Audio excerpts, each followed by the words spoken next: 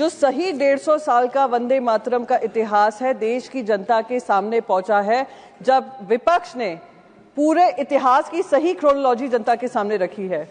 मैं देशवासियों से अपील करूंगी कि इस चर्चा को ध्यान से सुने और जो व्हाट्सएप हिस्ट्री 2014 से चालू हुई है, जो मैं कहती हूँ जो उससे प्रभावित हैं, जो उससे पीड़ित हैं, वो जरूर इस चर्चा को सुने, क्योंकि सही इतिहास जनता के सामने जाना बहुत जरूरी था और ये इस चर्चा के माध्यम से हुआ।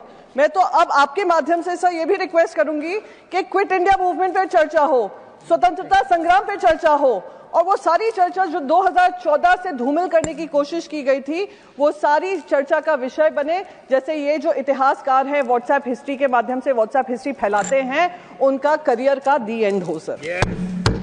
सर, और मैं हैरान थी जब कहा कि भारतीय जनता पार्टी वंदे मातरम की चर्चा करना चाह रही है। ये वही भारतीय जनता पार्टी, वही सरकार है जिन्होंने ये सेशन शुरू होने से पहले वो नोटिफिकेशन जारी किया था कि यहाँ के कोई भी सांसद वंदे मातरम और जय हिंद वाला नारा नहीं लगा सकते हैं।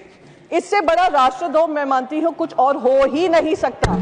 राष्ट्र विरोधी सोच हो ही नहीं सकती। इसलिए हमने, मेरी पार्टी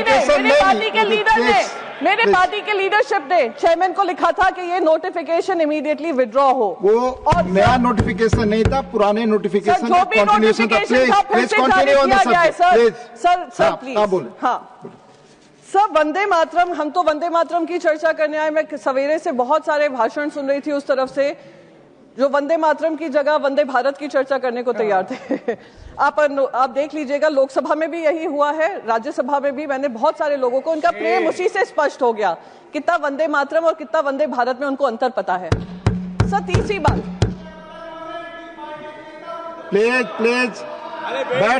बैठ सर तीसरी चीज, आप बैठ जाए। गृह मंत्री ने ये कहा कि ये सेलिब्रेशन है। बिल्कुल सेलिब्रेशन है, पर ये भारतीय जनता पार्टी का सेलिब्रेशन नहीं था, क्योंकि उन्हीं के भाषण में उन्होंने ध्रुवीकरण की बात रखी, अपना पॉलिटिकल एजेंडा चलाने की बात रखी, और वही पंडित जवाहरलाल नेहरू जी को लेकर उन्होंने क्या क्या बातें नहीं रखी। कहा विभाजन तब से शुरू हुआ जब से ये 1937 में तीसरा और चौथा स्टैंजा हटाया गया।